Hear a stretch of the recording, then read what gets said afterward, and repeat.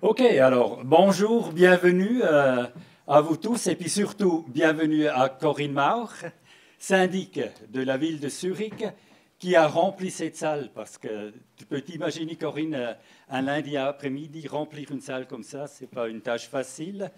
Grâce à toi, on est plein, plus plein que pendant les cours d'habitude parce que les étudiants ont beaucoup de choses à faire, alors ils ne sont pas toujours présents. Simplement pour te dire rapidement d'où est-ce que viennent tes spectateurs, il y a plusieurs cours donc du PMP, des étudiants qui sont là, de Fanny Badache, de moi, qui viennent ici parce qu'on traite des questions desquelles tu vas parler après.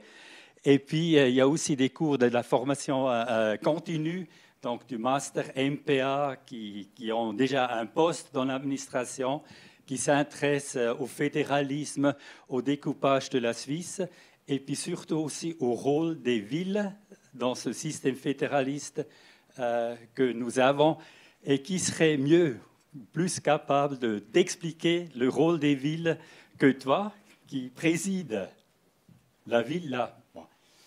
J'ose pas dire la plus importante, mais mes étudiants savent que je parle toujours de Zurich, alors ça les embête un petit peu. Mais quand je suis arrivé ici à Lausanne, enfin, j'avais l'impression que la Suisse s'arrêtait à Berne. Et je me suis dit, mince, ça ne peut pas aller comme ça, parce qu'il y a quand même plus que Berne. Alors j'ai toujours fait un peu de pub pour Zurich, et puis je pense l'intérêt pour une ville qui est quand même intéressante et attractive a grandi pendant ce temps-là. Bon, alors, encore une fois, merci beaucoup d'être venu, d'être venu à l'IDIAP. Il faut dire rapidement que l'IDIAP pour toi n'est pas inconnu. Tu as fait des études à l'IDIAP, tu as un master de l'IDIAP, tu as fait un mémoire, pas ici dans ce bâtiment, mais encore au vieux collège à côté, à Chavannes. Mais pour ça, ouais. Alors, tu es un des nôtres. Alors, pour ça, ça fait autant plus plaisir que tu sois là. Je te laisse, je te cède la parole, s'il te plaît. Et puis, encore une fois, merci d'être venu. Bonjour.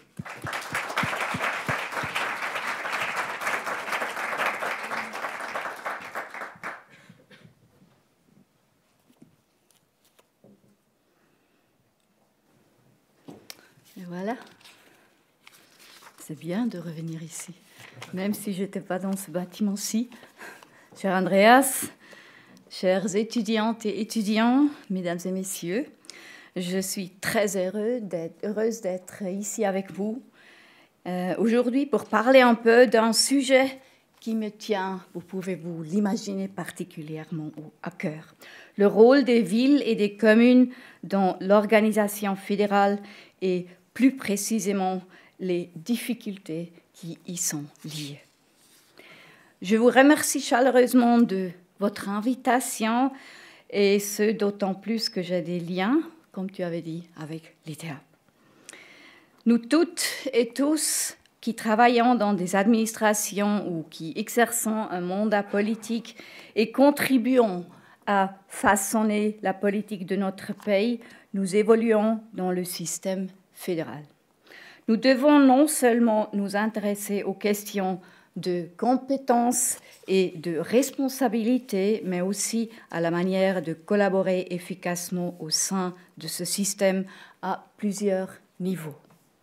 En effet, le fédéralisme fait quasiment partie de l'ADN de la Suisse. Il constitue un pilier central de notre système politique et un élément important pour la cohésion de notre pays.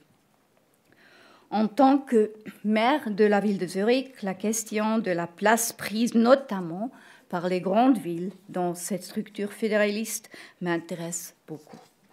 En même, je suis une fervente adepte de ce système. Je constate également ses faiblesses dans mon travail quotidien. De mon point de vue, il n'est parfois plus tout à fait en phase avec les réalités actuelles. J'aimerais aujourd'hui aborder 3 points suivants dans mon intervention. Tu viens pour les dias ici. OK. Très bien. Ok, merci. Premièrement, le cadre institutionnel dans lequel nous évoluons et que vous connaissez certainement tous et toutes, la Constitution fédérale. Je pense qu'il est important de prendre quelques instants pour montrer à quel point notre Constitution fédérale comme cadre institutionnel de l'action politique impose aujourd'hui encore un carcan rigide aux villes.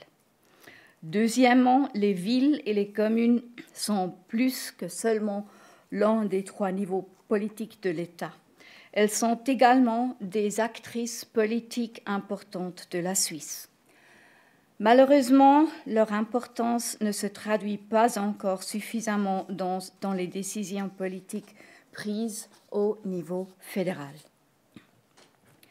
Troisièmement, quelles sont les possibilités qui s'offrent aux villes de peser sur leur prise de décision au niveau fédéral, que ce soit de manière formelle ou informelle? Et comment la ville de Zurich exploite-t-elle concrètement ces possibilités? La pandémie de Covid de 2020 et le traitement politique dont elle a fait l'objet ont mis à l'épreuve les relations entre les différents niveaux politiques en Suisse. Au motif des pouvoirs que lui conférait l'état d'urgence, le Conseil fédéral a pris des décisions unilatérales lourdes de conséquences pour les cantons, les villes et les communes. Alors que les cantons ont retrouvé très tôt un droit de regard, les villes ont été considérées pendant toute cette période comme des agents d'exécution. Uniquement comme des agents d'exécution, il faut dire. Loin de moi l'idée de vouloir dresser un bilan ici de la gestion de la crise du coronavirus. Il s'agit simplement de dire que nous tenons là un bon exemple du fait que la Confédération a une conception du fédéralisme à 2 niveaux plutôt qu'à 3 niveaux. Il aurait pourtant été judicieux d'impliquer les villes et les communes le plus tôt possible, par exemple au moment de planifier les mesures afin d'en faciliter la mise en œuvre et l'adoption. Je pense notamment à la manière de gérer des manifestations, ce qui était un grand sujet chez nous, à Zurich. Et les choses qu'on devait respecter étaient vraiment incroyables et pas réalisables.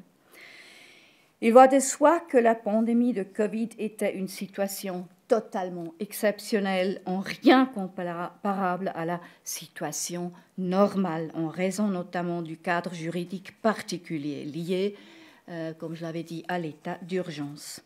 Néanmoins, 2 questions se posent indépendamment.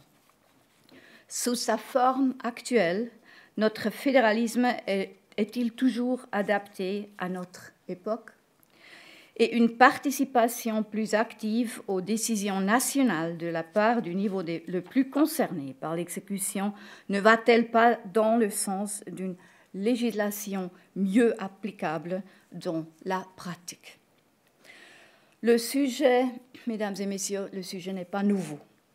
En 2010, déjà, Hans-Jürg Fehr, ancien conseiller national socialiste, avait déposé une initiative parlementaire visant à accorder aux villes de plus de 100 000 habitants le statut de demi-canton et donc une demi-voix au Conseil des États à chacune.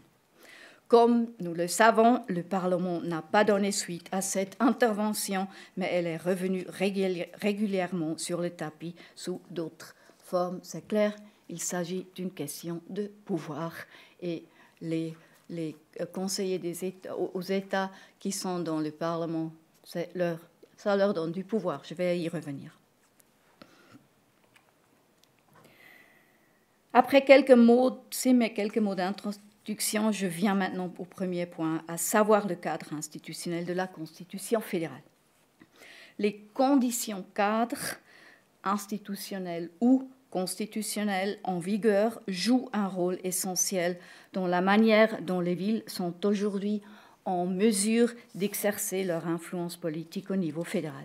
pas seulement au plan concret, mais aussi parce qu'elle marque l'état d'esprit au sein de l'administration fédérale. Bon nombre de décisions politiques prises au niveau fédéral ont des répercussions immédiates sur les villes et les communes. Prenez par exemple la réforme de l'imposition des entreprises, RIE3, respectivement la réforme fiscale et le financement de l'AVS en tant que projet de politique financière, mais aussi ceux dans le domaine de l'aménagement du territoire, par exemple la révision de la loi sur l'aménagement du territoire ou dans la politique d'immigration. Dans des domaines clés comme la politique environnementale ou énergétique, les grandes villes jouent un rôle décisif dans la mise en œuvre des mesures adoptées. Malheureusement, notre Constitution n'en tient pas suffisamment compte. Les villes et les communes jouent un rôle secondaire dans la Constitution fédérale. Les cantons, en revanche, se voient accorder des droits de participation étendus. Ainsi, le Conseil des États, la majorité des cantons, le référendum cantonal, les droits de participation aux consultations ou aux initiatives cantonales sont ancrés dans les institutions. Les droits de consultation étendus dont jouissent les cantons portent même sur la politique étrangère.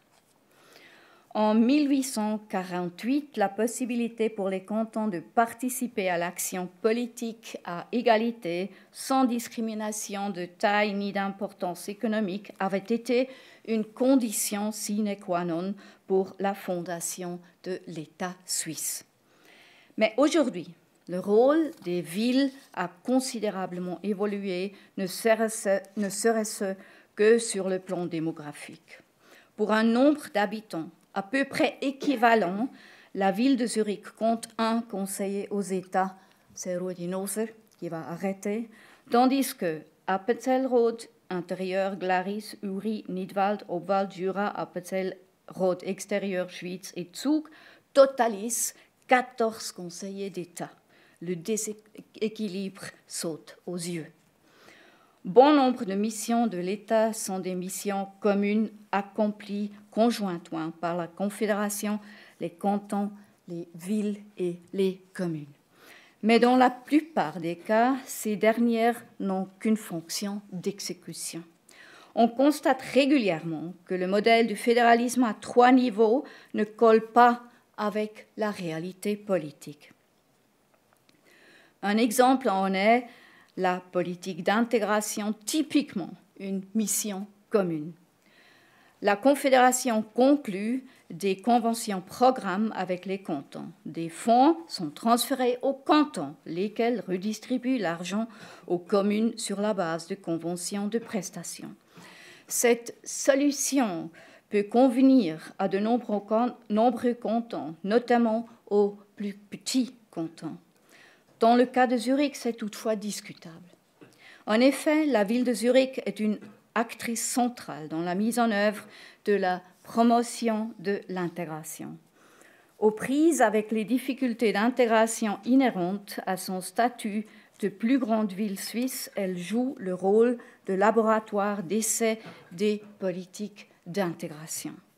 Et elle apporte une plus importante contribution financière que le canton à la promotion de l'intégration.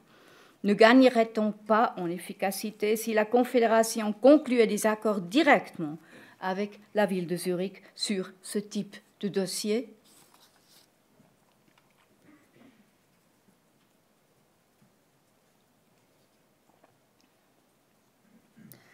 L'inscription de l'article 50 dans la Constitution fédérale a sans conteste marqué un tournant vers une meilleure prise en compte des villes et des communes dans les structures institutionnelles.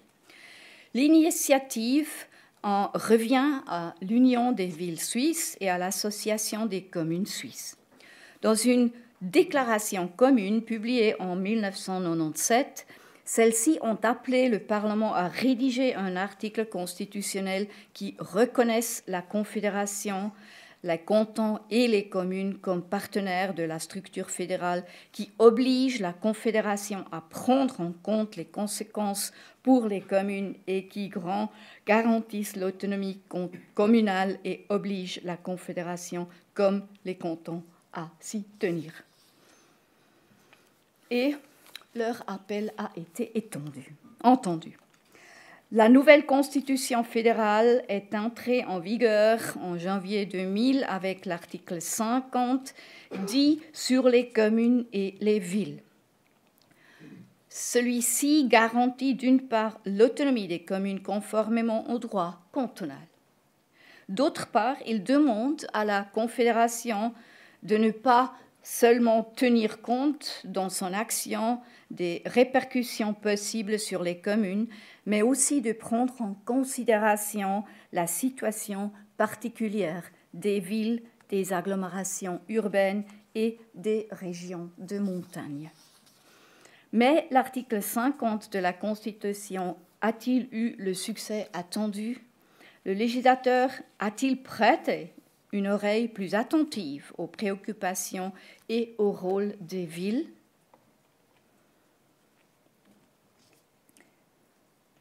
Voilà. L'article 50 de la Constitution a généré diverses mesures concrètes au niveau fédéral qui devaient permettre aux villes et aux communes de s'impliquer davantage et de jouer un rôle plus important. Parmi ces mesures figure notamment la conférence tripartite sur les agglomérations CTA, créée en 2001 par le Conseil fédéral, la conférence des gouvernements cantonaux, l'Union des villes suisses et l'Association des communes suisses. Elle avait pour but de contribuer à la mise en place d'une politique suisse des agglomérations. Parmi les réussites majeures, on citera par exemple les projets d'agglomération qui contribuent largement au développement durable de l'espace urbain. La loi sur la consultation de 2005, dont l'article 4 dresse la liste des associations faîtières des communes, des villes et des régions de montagne figurant parmi les destinataires consultés. Puis la ratification de la Charte européenne de l'autonomie locale.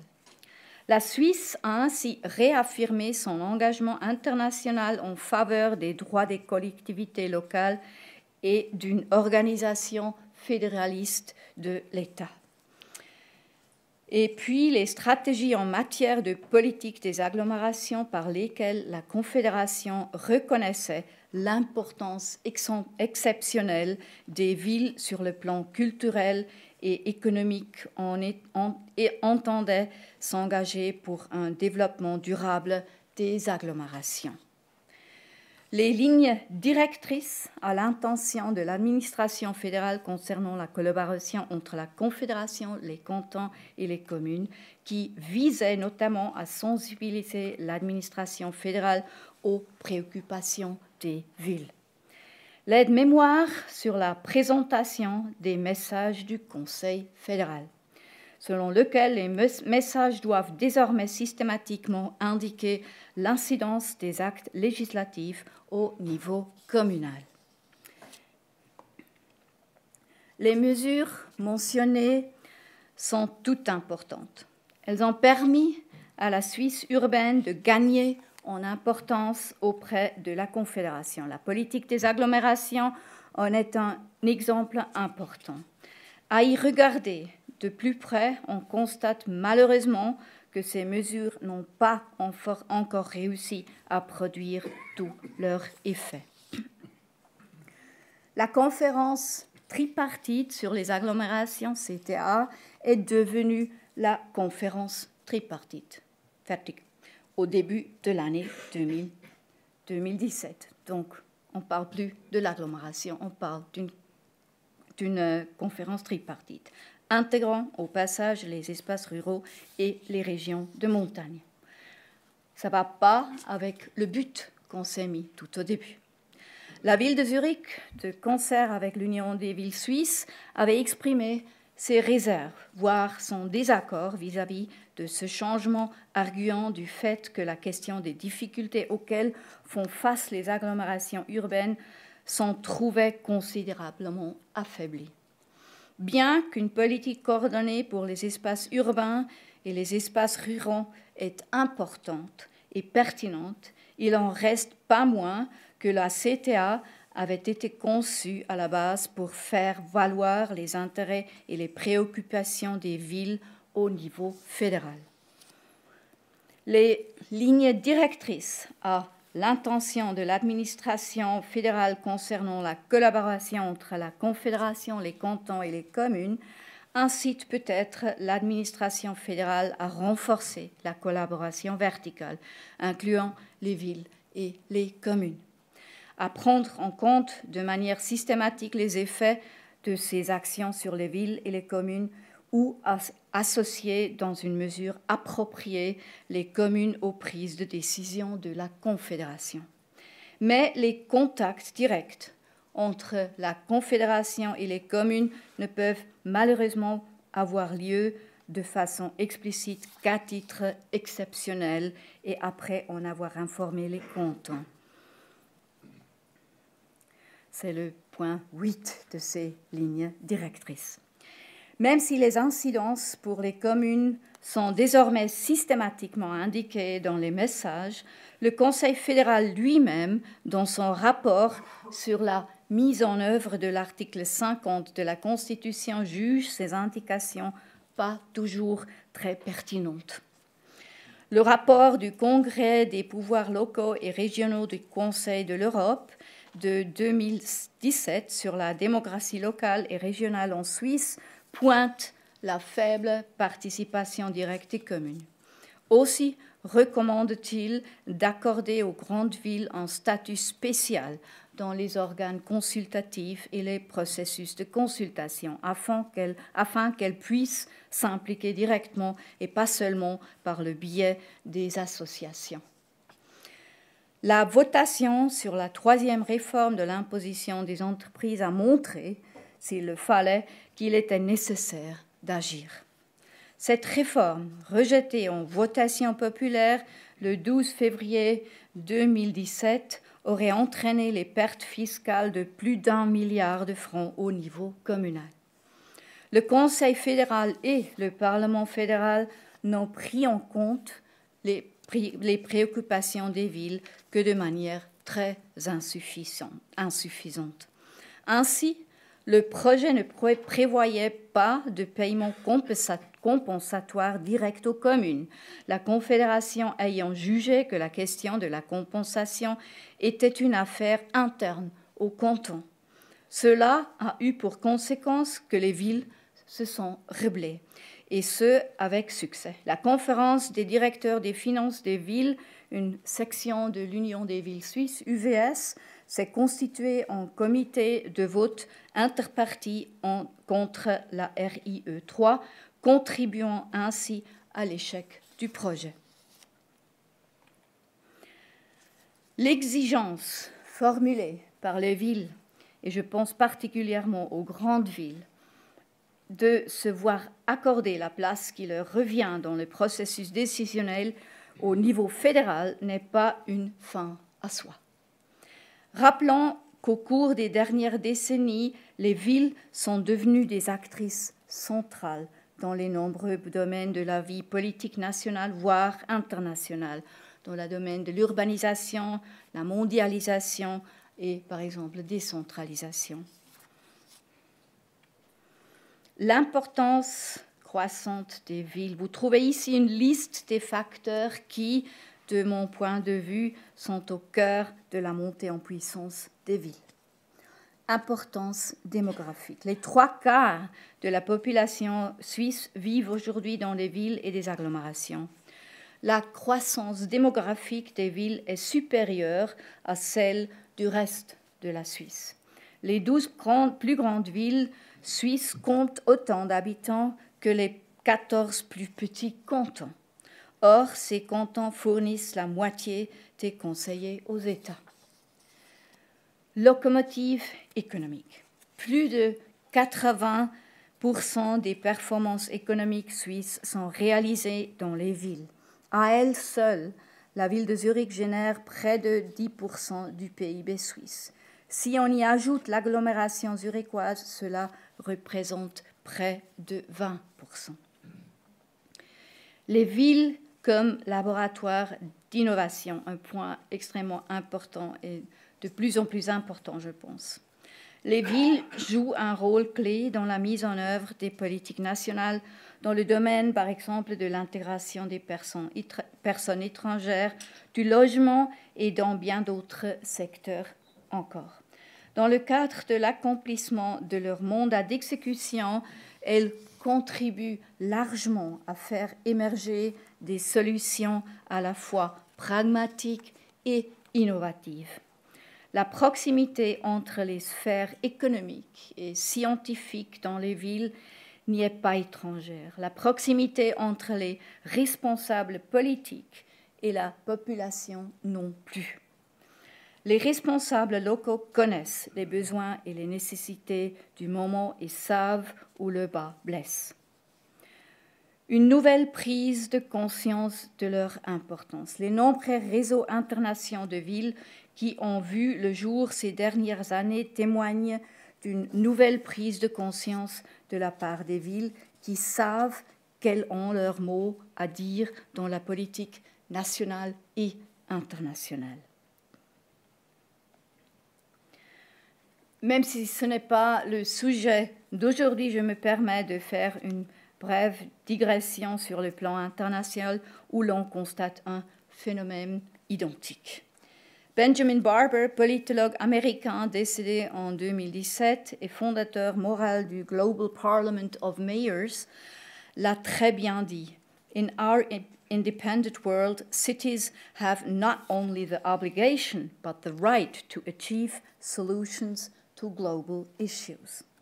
Dans notre monde interdépendant, les villes ont non seulement l'obligation, mais aussi le droit de trouver des solutions aux problèmes mondiaux. Cette phrase résume, selon moi, deux préoccupations essentielles s'agissant du rôle des villes à l'échelle internationale. D'une part, leur devoir de participer au débat global sur des sujets d'importance mondiale, d'autre part, leur légitimité à le faire.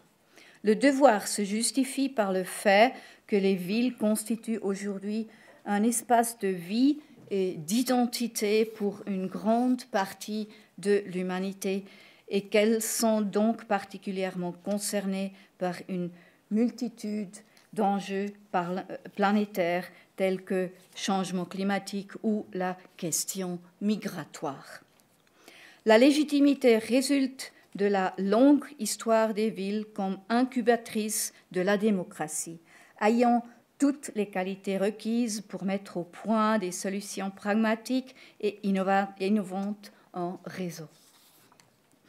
La ville de Zurich s'implique dans différents réseaux internationaux de villes sur des sujets tels que la migration, l'habitat, le climat, etc.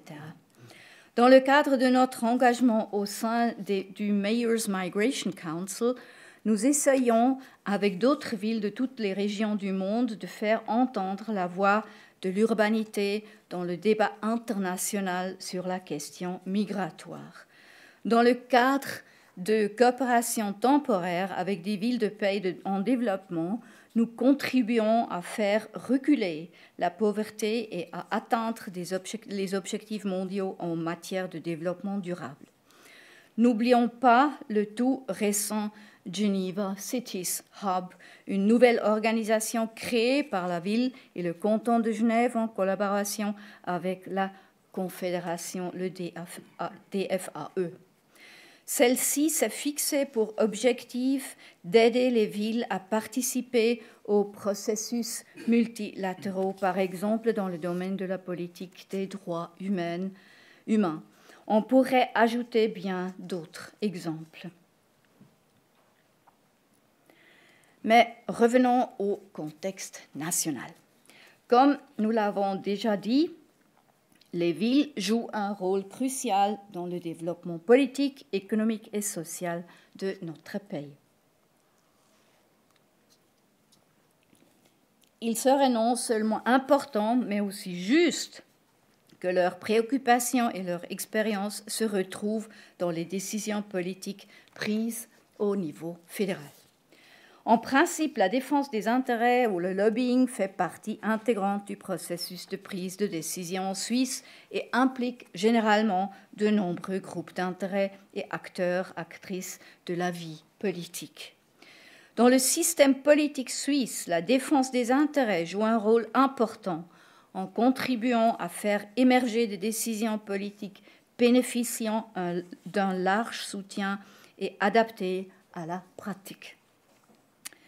Au regard du décalage entre les possibilités de participation au niveau institutionnel et l'importance réelle des villes en tant qu'actrices politiques, il est choquant que les villes ou l'Union des villes suisses soient traitées sur le même plan que d'autres groupes d'intérêt, par exemple l'association des employeurs, lors des consultations notamment. Et ce, bien qu'elles soient des actrices incontournables pour l'atteinte de certains objectifs nationaux, comme en matière de politique climatique, par exemple. Les grandes villes comme Zurich, avec leur administration hautement professionnalisée, disposent d'un immense réservoir d'expertise. Des contacts existent évidemment au niveau technique entre les experts des villes et les services fédéraux correspondants. Mais ils se limitent à des échanges informels, ponctuels et tributaires des personnes. Il serait dans l'intérêt de tous d'intensifier ces échanges de connaissances institutionnelles. Quelles possibilités s'offrent aujourd'hui concrètement aux villes et aux communes pour faire entendre leur voix? C'est ce que je voudrais maintenant montrer rapidement. J'expliquerai d'une part les canaux d'influence institutionnelle et d'autre part les possibilités d'influence informelle. Avant cela, j'aimerais toutefois évoquer les fondements stratégiques dont dispose la ville de Zurich pour défendre ses intérêts. En 2008, le département des relations extérieures a été créé au sein du département de la présidence et rattaché au service du développement urbain. Auparavant, le développement urbain avait déjà lancé des activités de réseautage au niveau régional, national et international dans le cadre du dossier prioritaire de la législature Nouer des alliances, une politique par-delà des frontières. La création de l'association Metropolitan Raum Zürich, par exemple, ou la participation de la ville au réseau des villes européens Eurocities. En 2009, l'exécutif a adopté la première stratégie des relations extérieures de la ville de Zurich. L'un des objectifs était de renforcer le poids politique au niveau national. Il est de plus en plus important d'entendre les collaborations au-delà des frontières de la ville si nous voulons trouver des solutions durables aux défis qui nous attendent.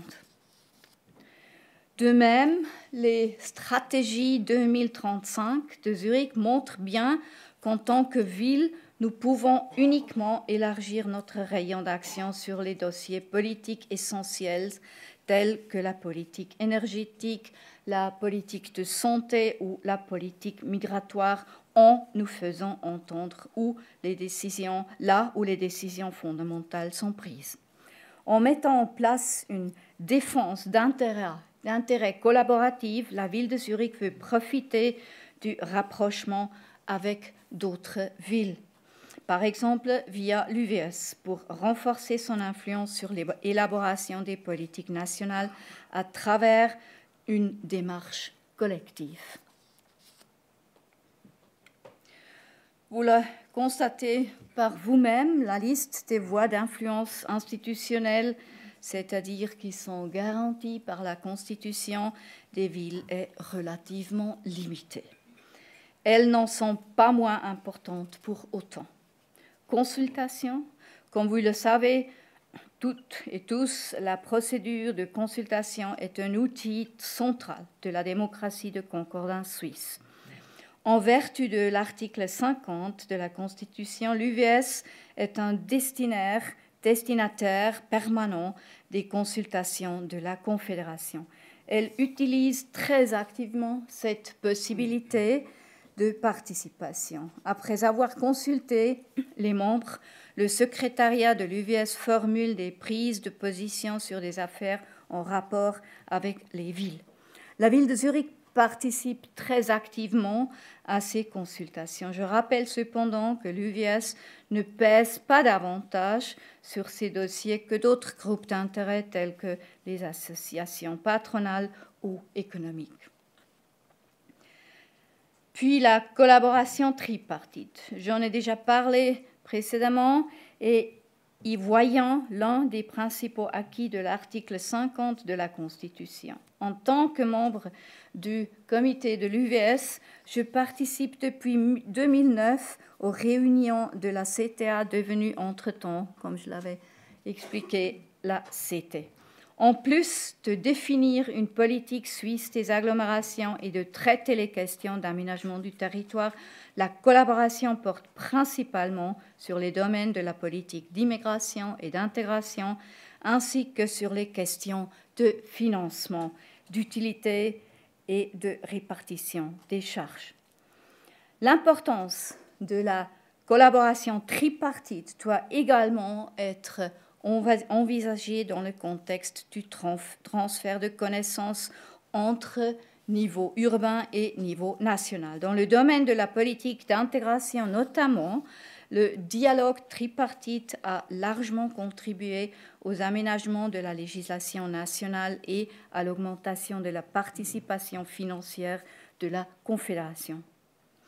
Par ailleurs, les trilogues complémentaires se sont ouverts, notamment dans le domaine de la culture, c'est le dialogue culture nationale, et du logement, c'est le dialogue en matière de politique du logement.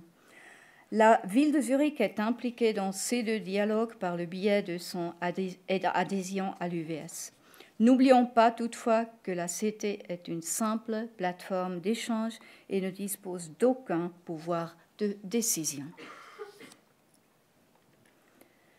Les canaux d'influence institutionnelle sont complétés par des voies informelles. Je vais passer en revue les plus importantes.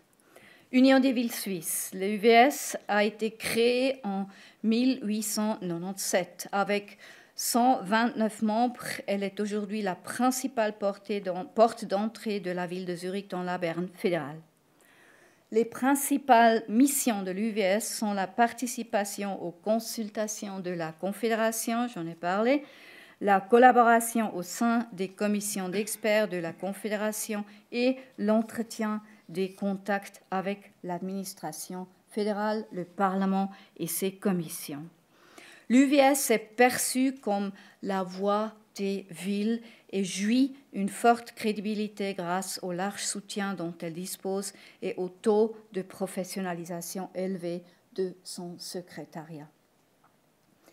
L'UVS a réussi à défendre avec succès les revendications des villes sur des dossiers importants comme la révalorisation du fonds d'infrastructure ou la péréquation financière nationale. Membre actif de l'UVS, la ville de Zurich apporte son expertise dans le cadre de consultations et de groupes d'experts internes. L'un des principaux avantages de cette adhésion est qu'elle permet de participer comme représentant de l'UVS à des groupes de travail de la Confédération. Je tiens à relever un élément important selon moi. La diversité des villes membres de l'UVS au regard de la taille peut être vue comme un avantage car elle témoigne d'une certaine représentativité. On vient de le discuter ce matin à Berne dans le comité de l'UVS que parmi les communes en Suisse qui ont plus de 20 000 habitants, ce sont plus de 90% qui sont membres au sein de l'UVS. Alors là, il y a vraiment une représentativité. Mais elle est en même temps un inconvénient dans la mesure où les intérêts des grandes villes ne correspondent pas nécessairement à ceux des petits. Dans ces conditions, l'UVS doit rechercher en permanence le consensus, ce qui l'amène parfois à rester flou dans ses prises de décision et manquer de tranchant du point de vue de la ville de Zurich. Communauté d'intérêt des grandes villes centres. Après avoir vu le jour en 2008, ce groupement rassemblant les 10 plus grandes villes a été relancé en 2014. Il n'a pas vocation à concurrer l'UVS, ce qui était vraiment une crainte quand ça a été établi, mais à la renforcer. Il offre une excellente plateforme d'échange régulier entre les présidences des grandes villes. Et moi, personnellement, j'apprécie beaucoup ce groupement. Surtout, on a vraiment intensifié notre collaboration depuis 3-4 ans, avec notre projet commun d'une première exposition nationale, die Neue Expo, Nexpo, qui devrait être la première exposition nationale qui est vraiment décentralisée en Suisse, de Genève via Berne jusqu'à Saint-Gall, de Bâle via Lucerne jusqu'à Lugano. Tous les maires de ces villes sont présents à ce projet Nexpo. Cumul des mandats, c'est en soi un outil efficace, mais trop peu utilisé. Les maires des villes siégeant au Conseil national se comptent actuellement sur les doigts d'une main. Pour la ville de Zurich, cette option n'est pas une, car la Lex Wagner interdit tout double mandat aux membres de l'exécutif. L'exécutif a souhaité mettre fin à cette interdiction et a récemment proposé, dans le cadre de la révision totale du règlement communal, que dorénavant, pas plus de 2 membres de l'exécutif puissent siéger respectivement aux chambres fédérales et au Grand Conseil. Le législatif de Zurich n'a pas jugé bon d'agir et a rejeté la proposition de modification en novembre 2020. Siéger dans les commissions d'experts et des commissions extra-parlementaires. En principe, les commissions extra-parlementaires pourraient avoir un fort potentiel d'influence pour les villes compte tenu du travail qu'elles effectuent sur les projets dans la phase pré-parlementaire. Cet outil n'est pourtant que rarement utilisé. Actuellement, la ville de Zurich est représentée par 3 collaborateurs dans 2 commissions extra-parlementaires, la Commission fédérale pour l'enfance et la jeunesse et le Conseil de l'organisation du territoire, ainsi que dans une dizaine de groupes d'experts de commissions de la Confédération. Échange direct avec le Conseil fédéral et les membres des chambres fédérales. Il est vrai que la ville de Zurich entretient ce contact direct, mais je dois dire qu'il n'a pas de caractère systématique et qu'il ne suit pas une ligne clairement définie. Bien sûr, les réseaux des partis politiques sont pertinents et il existe également différents contacts au niveau de l'administration. Comme je l'ai déjà dit, l'expertise de la ville de Zurich en matière de politique énergétique ou environnementale, par exemple, mais aussi dans d'autres domaines, est très demandée par l'administration fédérale. Pour la ville de Zurich, l'échange direct avec nos représentantes et représentants dans les chambres fédérales est aussi tout particulièrement important. En collaboration avec le gouvernement cantonal et le gouvernement de la ville de Winterthur, nous organisons chaque année une rencontre de session au cours de laquelle nous présentons nos positions sur les affaires fédérales actuelles et en discutant avec elles et avec eux. Nous essayons également d'informer nos représentantes et représentants au Parlement fédéral des positions de la ville de Zurich sur les affaires en cours, par exemple par des prises de position écrites. La dernière fois que nous l'avons fait, c'était fin 2020, en lien avec la législation Covid, et nous avons constaté que ces informations étaient tout à fait bienvenues. Les parlementaires évoluent dans un environnement de plus en plus dynamique et doivent prendre position sur des sujets de plus en plus complexes. Il est donc essentiel d'avoir accès au savoir des experts. Or, en tant que plus grande ville de Suisse et disposant d'un énorme réservoir d'expertise et d'expérience, nous pouvons apporter des informations pertinentes dans ce processus de prise de décision politique. Quand nous parlons du rôle des villes et des communes dans la structure fédérale, nous devons toujours nous demander de quoi nous parler exactement. La réalité et les attentes des plus de 2000 communes de Suisse sont extrêmement différentes. De plus, en fonction des cantons, l'action des communes s'inscrit dans des conditions cadres très variables. Je vis ça aussi très impressionnant dans ce groupement Expo, que même si on vient ensemble tous les 10 plus grandes villes de Suisse, qu'il y a vraiment des différences énormes entre les villes. Et parfois, il faut essayer de comprendre pourquoi le syndic de Lausanne, il agit maintenant comme ça, ou bien il dit ça parce qu'il est dans une situation très différente dans certains aspects.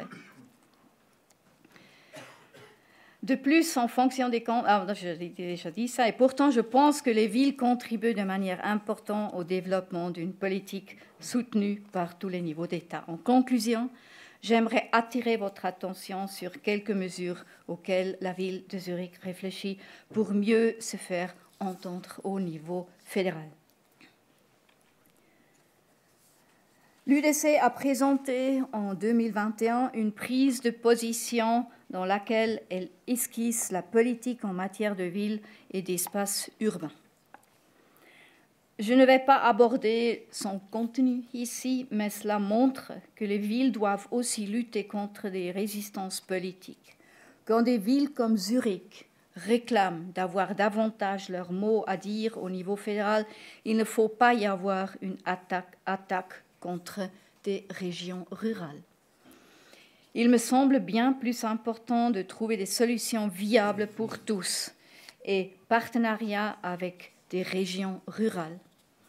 Tout le reste n'est à mes yeux qu'une manœuvre de division populiste. La question d'une participation politique active au niveau fédéral est surtout pertinente pour les villes suisses de grande ou d'assez grande taille. Il est vrai qu'une participation active demande des ressources importantes en matière de savoir-faire et de personnel. Les villes et les communes plus petites peuvent peser par le biais des associations ou en partenariat avec d'autres villes ou communes.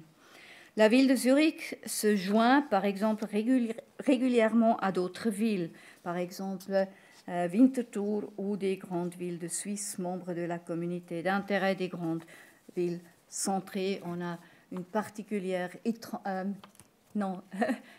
pas étrange, mais étroite, voilà, une étroite liaison avec la ville de Genève. Par exemple, on attribue tous les années le prix film suisse, une fois à Zurich, une fois à Genève, depuis quelques années. Ça, c'est vraiment ça renforce la collaboration et je suis convaincue ça aussi aide à mettre notre pays ensemble, à nous rapprocher aussi la partie romande et suisse alémanique de la Suisse.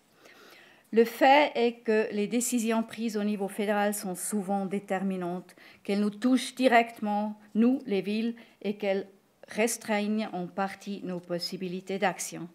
C'est pourquoi l'une des principales préoccupations de la ville de Zurich et des autres grandes villes est de faire valoir notre influence. Exemple de la législation sur le bruit et ses effets sur la construction de logements dans les villes, contradiction avec le développement urbain face à l'exigence de densification. C'est vraiment des buts cibles qui vont contre. Face aux limites imposées par le cadre institutionnel, respectivement par la conception actuelle du fédéralisme, les villes doivent trouver d'autres moyens de se faire entendre. La Confédération n'est pas encore vraiment prête à impliquer davantage les villes. Peut-être parce que le cadre institutionnel ne l'exige pas ou alors parce qu'elle ne sait pas comment s'y prendre. Quelques villes impliquées et quelles villes impliquées et selon quelles modalités. Par le biais de regroupements ou à titre individuel et quelles villes? Uniquement les grandes? C'est loin d'être une équation simple à résoudre. Les changements institutionnels sont délicats, nous le savons. Une voix pour les villes au Conseil des États restera sans doute une utopie encore longtemps.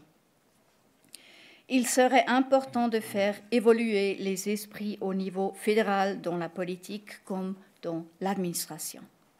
L'implication des villes dans le débat ne doit pas être vue comme une contrainte supplémentaire fastidieuse, mais comme une opportunité de rendre la politique meilleure, plus concrète et plus innovante. Une interprétation plus souple des lignes directrices à l'attention de l'administration fédérale concernant la collaboration entre la Confédération, les cantons et les communes serait peut-être un début, tout comme un meilleur usage des contacts directs avec les villes, ou alors une implication plus active des représentations des villes dans les groupes de travail de la Confédération. En ce qui concerne la ville de Zurich, nous devons réfléchir aux moyens de faire valoir nos positions de manière encore plus stratégique et ciblée auprès des acteurs et des actrices de la politique fédérale. Nous sommes sur la bonne voie, mais il reste encore beaucoup à faire. L'exécutif discutera bientôt de la question de savoir s'il faut passer par une stratégie de lobbying de notre ville. Ce n'est pas la première fois qu'on discute ça. J'en arrive ainsi à la fin de mon exposé. Comme vous pouvez le constater, le sujet me tient à cœur. Je suis maintenant à votre disposition pour répondre à vos questions et peut-être vous avez des suggestions pour nous, comment on peut devenir plus fort, avoir plus d'impact dans la Berne fédérale. Et je vous remercie beaucoup de votre attention.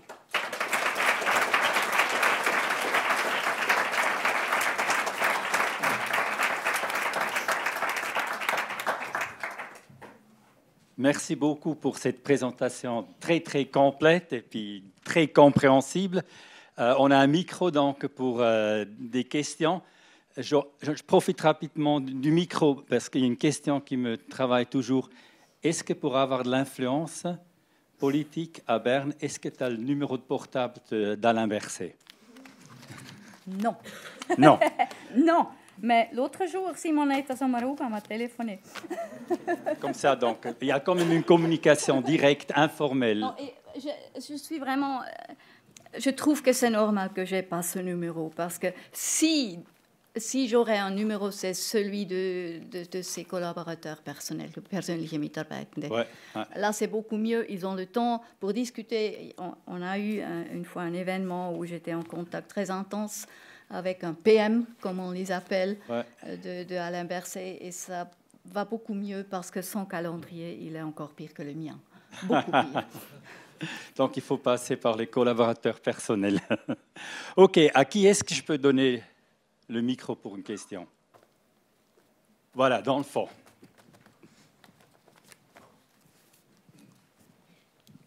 Merci beaucoup pour cette très intéressante présentation. Moi, j'ai une question par rapport à l'articulation entre compétition et alliance des villes, parce qu'on comprend très bien à la fois que les villes essaient de faire entendre leurs intérêts au niveau national, mais on sait en même temps, par exemple à Lausanne, qu'il y a une sorte quand même de concurrence dans la région lémanique pour attirer des entreprises, pour attirer toutes sortes de richesses. Donc comment en fait cette place, comment cette compétition, elle s'insère dans cette envie de faire remonter des problématiques communes? Voilà, merci beaucoup. Merci pour cette question qui touche un point très important. Je crois qu'il faut passer sur les deux voies en même temps. on a cette collaboration au niveau du canton, les communes au niveau et les villes au niveau du canton, mais au niveau de la Suisse, au niveau de ce projet Nexpo, par exemple.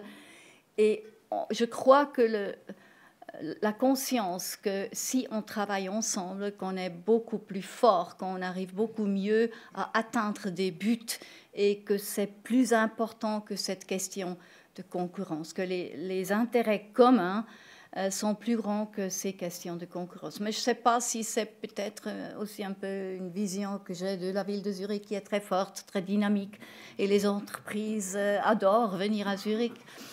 Peut-être c'est un peu facile de dire ça du point de vue de la ville de Zurich, mais j'ai cette impression que c'est vraiment une conscience qui agrandit, qui devient plus grand que aller ensemble. Et surtout cet exemple de la réforme RIE, je sais quoi, USR 3, là c'était vraiment un point crucial, qu'on allait ensemble, qu'on ne se laissait pas diviser par des aspects qui étaient vraiment différents dans les régions, mais à trouver vraiment le point commun et puis à agir ensemble.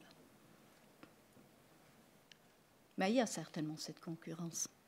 OK, merci. Monsieur le doyen.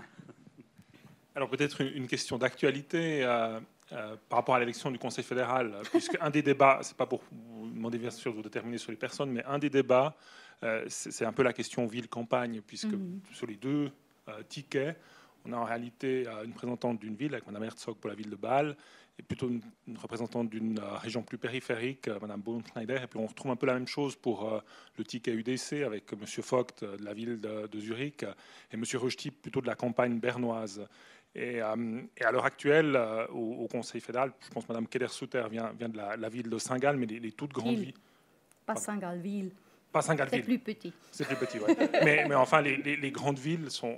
Alors, ce n'est pas un représentant, mais sur cette dimension urbaine, j'aurais bien voulu vous entendre sur ce point. Puis peut-être une deuxième question, alors qui n'a rien à voir, mais j'ai vu récemment que Google était le principal employeur... je dirais privé en ville de Zurich, ou un des principaux employeurs en ville de Zurich, et c'est un changement quand même fondamental dans la structure économique de la plus grande ville de Suisse, et j'aurais bien voulu vous entendre aussi sur ce point.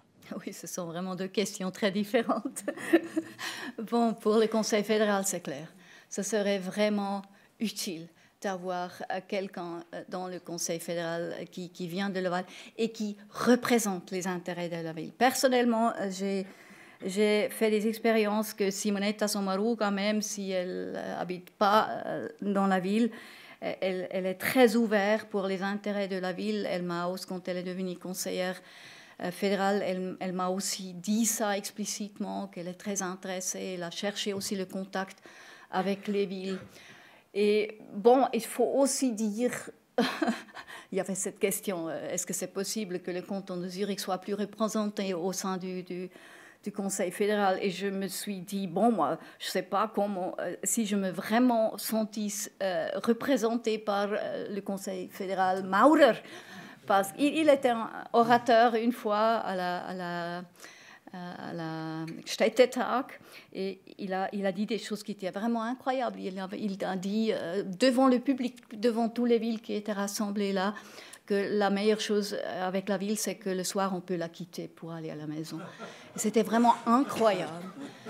Et de ce point de vue, je ne connais pas personnellement très bien M. Vogt, mais je crois que je me sentirais mieux représentée par Eva Herzog que par M. Vogt de la UDC. Et puis la deuxième question, Google. Bon, Google, je ne savais même pas, c'est le plus grand employeur maintenant à Zurich. Bon, un des plus grands, ça certainement. Il y a mon dernier état, c'était 3000 employés qui travaillent pour Google. Ça a beaucoup changé. Et ça, pas seulement... Bon, économiquement, il y avait cette grande discussion. Est-ce que Google paye des impôts? On ne sait pas. C'est le secret. On ne peut pas le savoir. Mais... pour les employés, ça a vraiment fait que dans la ville de Zurich, on a toutes les langues. On a l'anglais, on a vraiment toutes les langues, surtout l'anglais aussi. Dans la rue, c'est vraiment devenu normal. Et il y a même maintenant une discussion, malheureusement de mon propre parti, je dois dire, il y a des gens qui disent « Oh, tous ces expats qui sont ici, le logement devient plus cher à cause d'eux parce qu'ils sont vraiment capables de payer beaucoup de loyers. » Et il y a une discussion que je trouve très, très dangereuse, mais c'est un écosystème, dirais-je. On ne peut pas parler de Google seulement, parce que les terrains Z étaient extrêmement importants, que Google a décidé d'avoir son siège européen à Zurich, parce qu'il y a les terrains à Zurich. Et il y a vraiment ce milieu entre les startups, qui aussi viennent souvent de l'ETH, ces grandes entreprises internationales qui sont très intéressées à ce milieu, et les institutions aussi, les universités et les Fachhochschulen, comme la ZHDK aussi, die Zürcher Hochschule der Künste. Elle est aussi très importante. Je crois que c'est le milieu d'échange. Et il y a eu une étude une fois, il y a quelques années, de ADECO, je crois, qui a enquêté quelles sont les villes les plus attractives pour les employés dans le monde.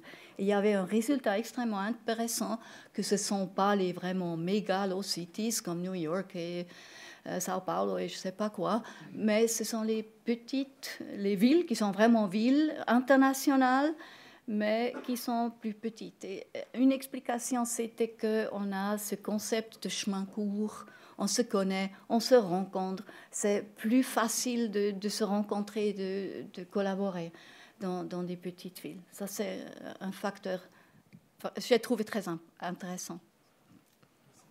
Merci. Peter? Oui, merci beaucoup pour cette présentation. À t'entendre, on a l'impression que Zurich est là toujours gagnante. Ce n'est pas la perdante du tout.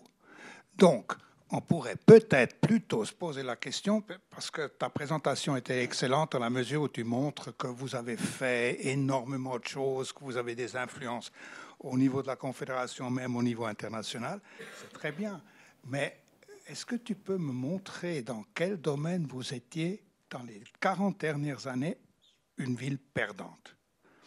Moi, j'ai l'impression que tout ton discours que tu nous fais, c'est de montrer qu'il n'y a plus besoin de faire la promotion des grandes villes. Elles ont fait leur promotion excellemment. D'ailleurs, ton travail de mémoire, c'était marketing urbain. Tu l'as bien mis en place maintenant.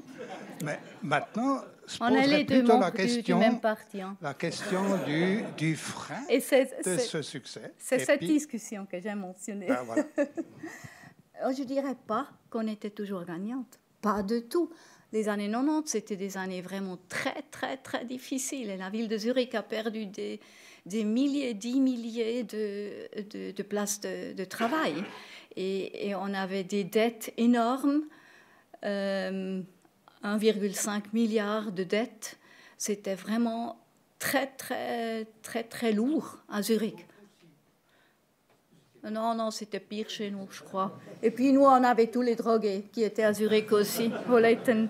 Non, c'est clair. Et ça, c'est vraiment cette idée, cette notion des laboratoires. Je crois que les villes dans tout le monde sont les premiers à être touchés par des défis du futur. Cette politique de drogue, c'était un exemple typique. On avait ces drogués, ils étaient là. Et il n'y avait pas de politique de drogue. Même la législation de la Confédération nous interdisait tout à faire. Et ça, c'était vraiment une situation extrêmement difficile pour la ville de Zurich à trouver à la fin cette politique des 3 ou 4 piliers et qui est aujourd'hui la politique nationale de drogue, politique cantonale de drogue, politique nationale de drogue. Et là, c'était vraiment les villes qui étaient des laboratoires pour trouver des solutions. Et je crois que ça se transmet dans le futur aussi, avec le changement du climat. Et tous ces grands défis qui arrivent vers nous, ils sont très difficiles à résoudre. Et les villes, bon, parlant de Zurich, je dois dire, heureusement, on a les capacités, ressources personnelles, ressources compétences, ressources financières aussi, pour vraiment y aller et investir à trouver des nouvelles solutions. Mais je ne dirais pas qu'on était toujours gagnante. Non, moi j'ai encore des avions qui me passent par-dessus la tête, qui atterrissent à Wittikon. Enfin, presque par la ville. Il y a de nouveau des avions. Pendant 2 ans, il n'y en avait pas. Encore une question là. Bonjour, merci pour votre présentation. Alors, j'ai juste une question convergence à vous poser. Vous avez déjà commencé un peu à en parler. C'est que sous votre présidence à Zurich, il y a une promotion qui est subventionnée pour attirer des cadres étrangers à Zurich. Et beaucoup de gens se plaignent comme quoi ces cadres étrangers qui viennent pour participer au tissu économique de Zurich augmentent les prix de loyer, ce qui fait que beaucoup de gens n'arrivent plus à vivre dans la ville de Zurich, sont obligés d'aller dans les agglomérations. Vous avez dit tout à l'heure que 3/4 des populations suisses vivent dans les villes. Mais si les prix de loyer sont très chers, ça pousse les gens vers les agglomérations. Vous faites des pressions sur l'agglomération. Et finalement, toujours dans la même question, Zurich est nommée la première ville verte de Suisse. Lausanne est deuxième, à cause de 67% de transport. Alors, est-ce que c'est pour la population à faible revenu ou bien c'est pour les cadres, pour justement le pouvoir d'achat plus élevé? Ça, c'est des questions que les gens se plaignent en me disant il faut poser cette question à la maire de Zurich. Je crois que ça, c'est une des questions absolument fondamentales quand on regarde dans le futur. Et pour ça, c'est aussi un peu le motto de notre plan d'exposition nationale. Wie wollen wir in Zukunft zusammenleben? Et Peter Knöpfel vient de mentionner qu'il ne faut pas faire de la promotion pour la ville parce qu'elle va tellement bien. Ça, c'est aussi, il y a des gens qui parlent comme ça à Zurich. Et je crois que c'est vraiment faux, cette logique. On ne va pas améliorer la situation pour les gens qui n'ont pas tellement de ressources financières, qui sont pauvres, peut-être aussi pas tellement de ressources personnelles. On ne va pas améliorer leur situation en activement se faisant moins attractifs ou bien travaillant contre l'attractivité de la ville. Il faut vraiment adresser ce problème, ce défi là où il est, et c'est la politique foncière et c'est la politique du logement. C'est pour ça qu'à Zurich, on a un but dans la constitution communale d'atteindre jusqu'à 2050 un tiers des appartements, des logements qui doivent être d'utilité publique. Ça s'appelle, je pense, gemeinnützig. Ça veut dire, ce sont des coopératives, c'est des villes qui sont construites, des logements, des appartements qui sont construits par la ville. Et ce tiers, aujourd'hui c'est déjà comme ça parce qu'on a un règlement qui dit que dans un tel logement qui était construit par la ville ou subventionné par la ville ou bien attribution financière par la ville pour des coopératives, doivent, si c'est une pièce avec 5 pièces, un logement, un appartement avec 5 pièces, ils doivent y habiter 4 personnes. On dit N plus 1, c'est le nombre des chambres. Et ça a comme conséquence que déjà aujourd'hui, même si on n'a pas encore ce tiers, on est de 29% d'appartements d'utilité publique, que c'est déjà un tiers de la population qui vit dans ces appartements. Et là, je suis convaincue, et on est très actifs là-dessus, on achète tout. On achète vraiment presque tout à Zurich, si ça va un peu. Mais on est très actifs là-dessus, parce que la ville est croissante, et si on a ce but d'un tiers, il faut avoir plus proportionnellement, il faut acheter plus et construire plus la ville elle-même, que le secteur privé construit. Et je crois qu'il faut adresser là, mais c'est vrai, vous avez raison, il y a cette discussion. Mais ce qui est intéressant, je vous ai dit que je viens de Berne pour le comité de l'UVS, et on a parlé de la politique, de Raumplanungspolitik du futur, et on a trouvé que cette notion de l'agglomération, elle est différente en Suisse, en allemand qu'en français. Agglomération en français, les collègues français romans nous ont expliqué, ça veut dire la ville et son agglomération. La ville fait partie de l'agglomération. L'agglomération, c'est le tout. Et à Zurich, dans la Suisse alémanique, l'agglomération, c'est tout ce qui est dehors de la ville. Alors ça, c'est vraiment une notion différente. Et je crois que la notion française est meilleure, parce qu'on doit penser comme ça.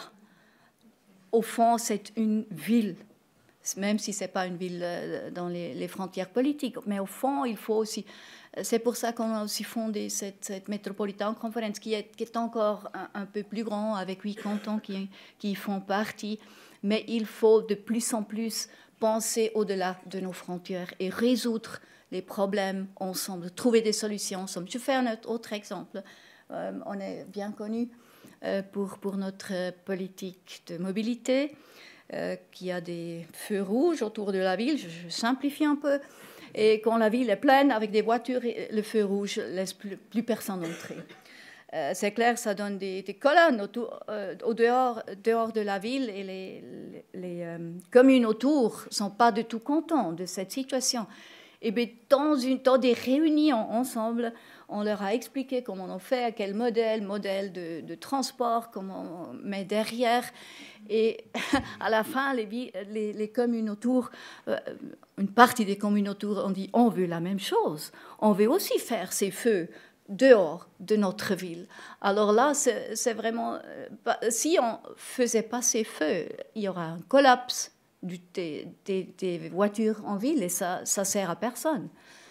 Alors là, comme ça, on peut trouver ensemble, on peut évoluer des solutions pour des grands problèmes des villes et de l'agglomération. Il y a 3 questions de ce côté-ci. On commence là. Merci beaucoup et merci pour votre présentation que j'ai trouvée extrêmement intéressante. Alors justement, ma question permet de rebondir justement sur ce que vous venez de dire. Disons, c'était sur ces processus d'influence des villes, et en particulier, est-ce que vous pensez que finalement le développement de politiques publiques emblématiques au sein des villes, est-ce que c'est aussi une manière d'exercer de l'influence, alors peut-être pas directement auprès de la Berne fédérale, mais au niveau national? Je pense par exemple en développant des politiques de type la City Card pour les personnes sans papier, ou encore le développement du 30 km/h de nuit. Est-ce que ce type de politique publique, en étant ensuite reprise dans d'autres villes de taille similaire, est-ce que c'est aussi un moyen d'exercer finalement de l'influence, même si c'est de manière beaucoup plus indirecte? Je crois que c'est le cas. Je viens de parler de la politique de drogue. Là, c'était vraiment évident. Ce mécanisme, je l'appellerai. Et je crois qu'il y a vraiment... Je ne sais pas si c'est influence, mais de trouver des solutions pour des problèmes du futur qui arrivent. Au début, c'était aussi pas seulement la nuit, mais la vitesse 30, c'était dans la ville, dans les quartiers. Et maintenant, c'est vraiment les petites communes autour, dans leur centre, ils ont tous cette vitesse 30. Ou 20, mais j'aimerais ajouter encore. Bon, il faut boire un peu d'eau. J'attends la prochaine question. Donc, je vais passer la parole à notre directeur et je vais profiter de la petite pause pour remercier le directeur parce qu'il nous offre l'apéro après, après la présentation, donc à la fin. Parce qu'en tout, cette manifestation a aussi lieu dans le cadre de notre 40e anniversaire. Je ne sais pas si tu sais, ça fait déjà 40 ans qu'on existe. Et puis, en fait, c'est le 40e anniversaire avec toute une série de présentations. Et Alors, pour cela, donc, merci beaucoup, Niels. Merci, Andrea. Merci, Madame le maire, pour cette présentation très intéressante. D'ailleurs, ce n'est pas le directeur de l'IDEAP qu'il faut remercier pour l'apéritif à suivre, c'est plutôt là et le contribuable vaudois. Et merci, Madame le maire, d'avoir participé à ce 40e anniversaire. Vous voulez faire la révolution à Berne, vous voulez faire la révolution au Conseil des États. Tant qu'à faire la révolution, peut-être allons plus loin. Est-ce qu'il ne faut pas faire une révolution à votre niveau, c'est-à-dire lancer une offre publique d'achat sur le canton de Zurich pour que la ville de Zurich et le canton soient représentés à Berne? Dans votre intervention, vous avez fait le parallèle d'une certaine manière avec ou les relations que vous entretenez bonnes avec le canton de Genève, là où aussi la question se pose entre le canton et la ville, d'être, on dit Genève canton-ville. Vous n'avez pas cité Bâle. Et pourtant, c'est un exemple où le canton et la ville font corps à Berne pour représenter les intérêts à la fois de la ville et du canton. Alors vous me direz, évidemment, à Bâle, il n'y a que 2 autres communes que la ville, donc ce n'est pas si grave si ce ne sont que finalement une entité. Mais est-ce que, tant qu'à faire la révolution, vous pourriez faire une révolution de votre coin et aller ensemble à Berne? Oui, en Suisse, pour faire une révolution, il faut avoir la majorité. C'est toujours le cas. Et on discute toujours de nouveau cette question à Zurich de faire un demi-canton de la ville de Zurich. Ce qui est intéressant, qu'il y a eu une votation à Bâle de les mettre encore de nouveau ensemble, mais qui a été détournée par la population. Et en parlant avec Bâle, on a trouvé tous les désavantages d'être séparés dans cette votation, naturellement. Et bon, il y a des avantages et des désavantages. Il y a toujours des gens, surtout dans le Parlement, qui disent ouais, maintenant on fait le demi-canton, c'est fini maintenant avec ce canton. Mais si on regarde Bâle, pourquoi ils ont voulu aller ensemble de nouveau, on voit qu'il y a autant de problèmes si on se sépare. Si je dis il faut plus travailler ensemble, au-delà des frontières, ce serait plutôt le contraire, de se mettre ensemble et pas de se séparer.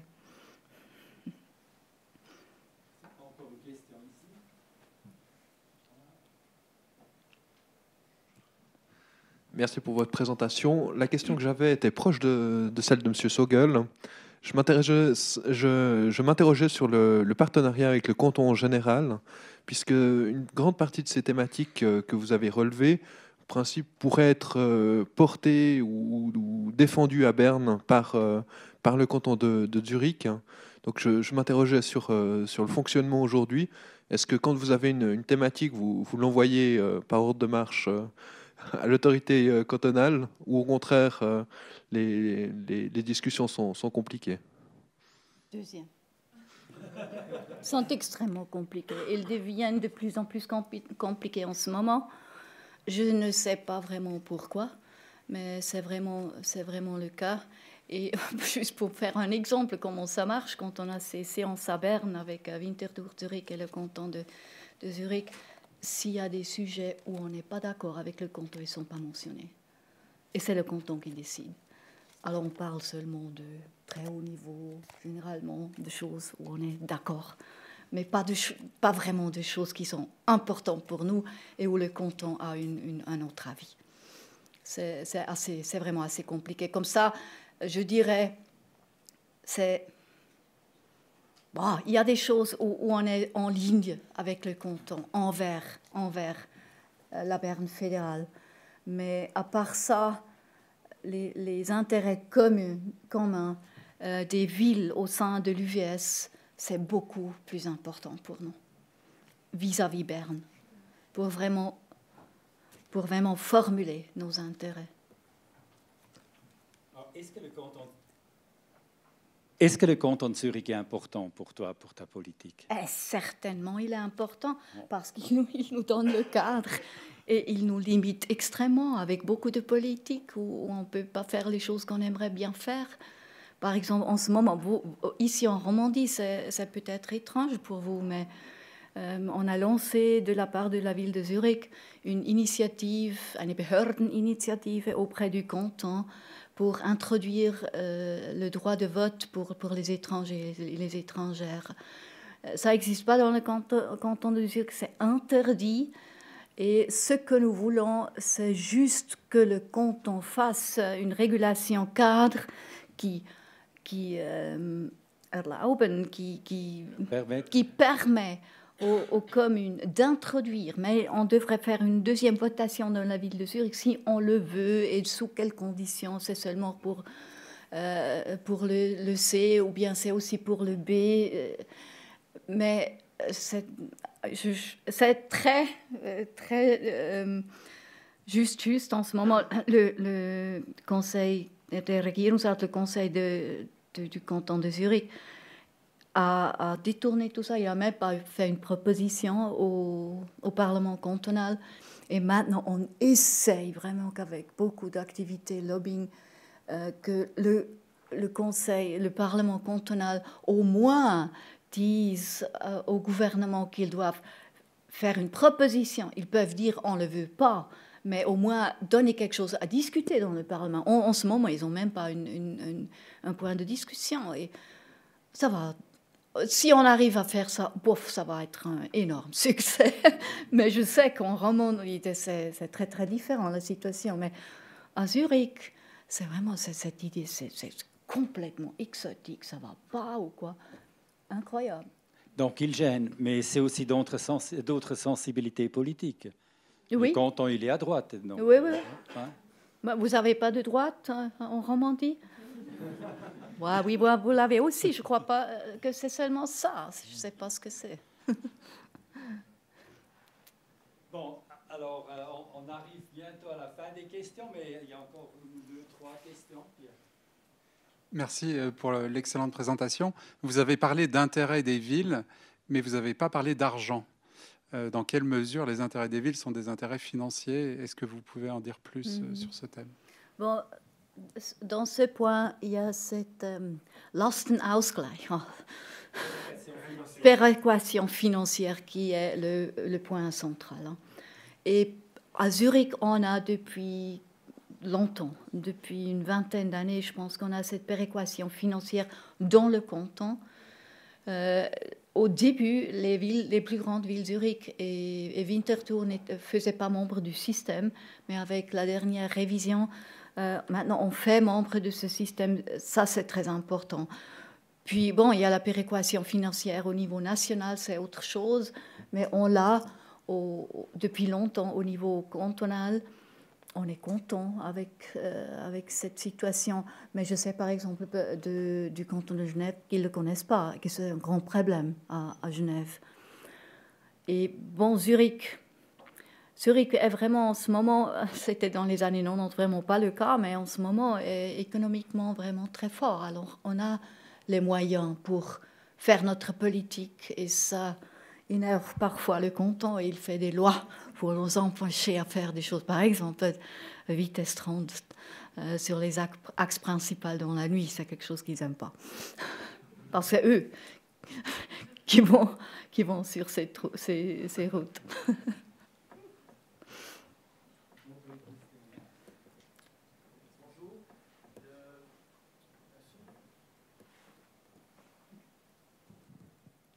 Pardon.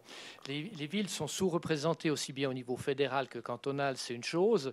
Pour changer ça, l'idéal, ce serait un changement constitutionnel, mais avec le double vote, c'est pratiquement pas possible. Est-ce qu'on est dans un impasse ou est-ce que vous voyez d'autres solutions pour arriver au même but? C'est une question fondamentale qui revient toujours. J'ai mentionné cette idée de Hans-Jürg Fehr, qui a été détournée. Il y avait Eva Herzog qui a eu un modèle une fois. Il y a eu quelques modèles, plusieurs modèles. Mais le problème avec tous ces modèles, c'est qu'ils vont jamais avoir la majorité à Berne et jamais avoir une majorité dans une votation populaire à cause aussi du système des Ständemeers. Alors c'est vraiment... Moi, je n'ai pas de réponse. Il faut quoi? Was braucht es qu'on peut vraiment changer quelque chose? Je crois que cette mesure tripartite, pragmatique, en toujours citant l'article 50 de la Confédération à Berne, en activant l'UVS, à vraiment toujours être présent aussi dans le dossier. Ce matin, dans le comité de l'Union des villes suisses, j'ai appris que pour cette Krisenstab concernant la pénurie d'énergie, au niveau fédéral, il n'y a pas le niveau communal qui est impliqué. Les villes ne sont pas impliquées. C'est incroyable, c'est incroyable. Après RIE 3 et après Corona, tout ce qu'on a discuté, où les communes et les villes n'étaient pas à table à Berne, et que maintenant de nouveau, c'est vraiment incroyable. Et je trouve que c'est un peu tragique, parce que ce n'est pas juste à cause d'avoir nos intérêts, d'avoir du pouvoir, mais c'est d'avoir des meilleures solutions à la fin. Parce que c'est souvent, c'est le niveau communal qui doit vraiment après livrer la solution et umsetzen. Et si on a des décisions au niveau fédéral et au niveau cantonal qui ne respectent pas les réalités au niveau communal, c'est pas des bonnes solutions. Encore une dernière question. Oui, merci beaucoup pour votre présentation. Je me demandais si vous avez des exemples, comment ça se passe dans d'autres pays avec un système fédéraliste, et est-ce qu'il y a dans d'autres pays des modèles où des grandes villes arrivent à avoir plus de poids, du coup peut-être là il y aurait des solutions à chercher. Je ne sais pas si vous êtes au courant de bonnes pratiques à l'étranger. Je suis contente que vous mentionniez encore le niveau international, parce que ce que j'avais mentionné, les réseaux des villes internationales, soit Global Myers Migration Council, soit dans le domaine de Sustainable Development, si on se rencontre les villes du monde entier, on trouve toujours qu'on a les mêmes défis, les mêmes problèmes, les mêmes choses. C'est le logement, c'est les transports, la mobilité, et c'est l'environnement, c'est la migration. C'est toujours les mêmes dans le monde entier. Et c'est pour ça que ces réseaux sont vraiment extrêmement importants. Bon, à votre question, il faut se poser la question, quel est un autre pays aussi fédéraliste que la Suisse ? Normalement, on parle des États-Unis, mais le système est tellement différent aux États-Unis. Par exemple, la question du City Card était mentionnée. La City Card, comme elle existe à New York, on ne peut pas la faire. Ce qu'on essaye maintenant de faire à Zurich, c'est vraiment très, très limité dans le cadre de nos compétences. Parce qu'aux États-Unis, les States, les cantons, ne sont pas obligés de collaborer avec la direction Migrationsbehörden migratoires des États-Unis. Ils ne doivent pas livrer les informations. Et les sanctuary cities qui font ça, ils sont dans une situation, ils ne sont pas obligés. Ce n'est pas le cas en Suisse. Nous, on est vraiment obligés. Alors, le cadre où on peut faire quelque chose, il est vraiment très, très limité. Alors, c'est vraiment une tellement différente situation que je n'arrive pas à trouver la bonne solution. Je sais seulement que toutes les villes ont les mêmes problèmes avec leurs États. OK, merci beaucoup. Alors, on te remercie donc pour d'être venu ici à l'IDEAP.